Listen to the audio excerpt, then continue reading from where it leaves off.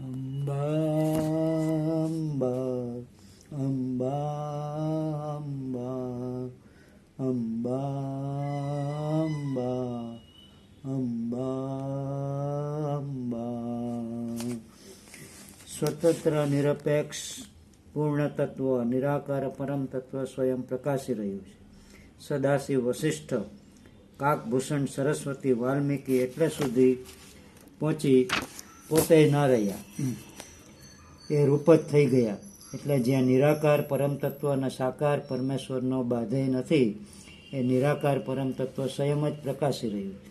એ જ આ પૂર્ણ તત્વબોધ. અહીંયા જો હૈ સો હૈ સિવાય બીજું કાંઈ જ નથી. રહે તેને કેવા પણ જ ન રહે. આ તો રહેવું નથી, માત્ર કેવું જ છે. સો હૈ જેમ અનંત સ્વચ્છ આકાશ જ અનુભવાય, એટલે પછી એમાં બીજું કાંઈ જ ન અનુભવાય. તેમ અનંત સ્વચ્છ પરમ તત્વ જ અનુભવાય, પછી બીજા કાંઈ જ ન અનુભવાય.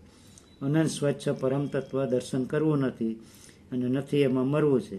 જે પાત્ર જેનું નથી એમાં એને ખોટું વેડફવાનું, ને જે પાત્ર જેનું છે એમાં એને નહીં પ્રગટવાનું. કેવું ઊંધું!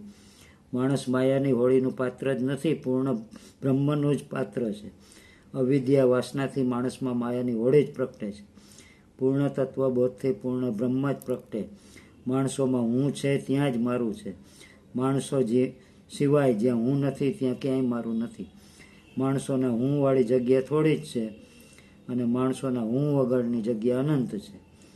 અનંત પાસે થોડા જ હુંવાળાનું કાંઈ જ ચાલતું નથી. કૂવામાંનો ડેટકો એમ કહે કે મારો કૂવો સાચો, કોઈ મહાસાગર છે જ નહીં, એટલે શું ડેટકો જ સાચો? હું મારું કાઢી નાખો, નિરાકાર પરમ તત્વ છે.